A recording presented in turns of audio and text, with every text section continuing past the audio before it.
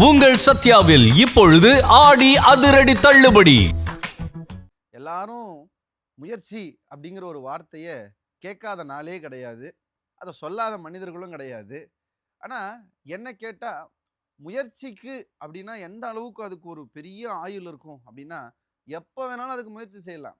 அதுக்கு ஆயுளே இல்லை அப்படிங்கிறதுக்கு ஒரு பெரிய சாட்சி தான் நம் தமிழ் மண்ணினுடைய பெரிய அடையாளமாக பத்மஸ்ரீ விருது வாங்கி நமக்கு புகழ் சேர்த்த பாப்பம்மாவை சொல்லலாம். நீங்க நம்புறீங்களா? அவங்களுக்கு கிட்டத்தட்ட வயது 105ங்கிறாங்க அந்த விருது வாங்கும்போது. நம்மெல்லாம் 100 வயசு வரைக்கும் வாழ்றதே ஒரு பெரிய சாதனைங்கும்போது, 100 வயதுக்கு பிறகும் ஒருத்தங்க சாதனை செஞ்சிருக்காங்க அப்படிங்கிறத நெனச்சு பார்க்கும்போது எவ்வளவு ஆச்சரியமா இருக்குன்னு பாருங்களேன்.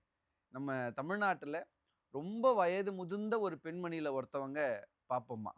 ஆனா, அவங்க செய்த மிகப்பெரிய புரட்சி என்ன தெரியுமா? பெண்கள் எல்லாத்துலயும் வெளியில வரணும். பெண்கள் எல்லாத்துலயும் முன்னாடி வந்து நிக்கணும் அப்படின்னு நம்ம நெறைய பேசுறோம் தான். இந்த பெண்கள் எல்லாத்துலயும் வரணுங்கிறது ஒரு பெரிய தொழில்நுட்பம் சார்ந்த விஷயங்கள், இல்ல சினிமா மாதிரி, இல்ல திரைத்துறை இதெல்லாம் பேசுறதெல்லாம் சரி. ஆனா அவங்க வாழ்ந்த காலத்துல விவசாயமே ஒரு ஆண்கள் கோலோச்சி இருந்த ஒரு துறை தான். பெண்களுடைய பணிங்கிறது அங்க ரொம்ப சின்னது. விவசாயம்னா அத ஆண்கள் தான் செய்யணும் அப்படிங்கிற ஒரு நிலைமை இருந்த அந்த காலத்துல கலப்பைய கையில் ஏந்தி ஒரு பெண் அந்த விவசாய நிலத்திலே இறங்கி ஒரு பெரிய புரட்சி செய்தாங்கன்னா, அது பாப்பம்மா தான். அதனால தான் அவங்களுடைய புகழ நம்ம இன்னைக்கும் பேசுறோம். எல்லார மாதிரியான ஒரு பெரிய வசதியான குடும்பம் இல்லாம, ரொம்ப சாதாரண குடும்பத்தில பொறந்தவங்க. சின்ன வயசுலயே அம்மா, அப்பாவ இழந்தவங்க. சகோதரியோட ஒண்ணா சேர்ந்து வளர்ந்தவங்க.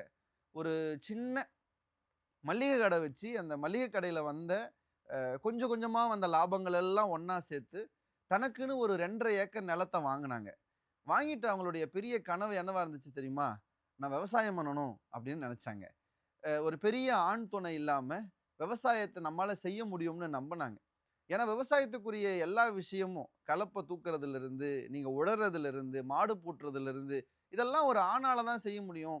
ஒரு பெண்ணால செய்ய முடியாதுன்னு இருந்த ஒரு நேரம். நீங்க யோசிங்க அவங்களுக்கு இப்ப 100 வயது கடந்துட்டாங்கன்னா, அவங்க அவங்களுடைய இளமை காலத்துல இதுல தொடங்கும் போதெல்லாம் இன்னும் சமூகம் எப்படி இருந்ததுன்னு நம்ம சொல்ல வேண்டியதே இல்ல.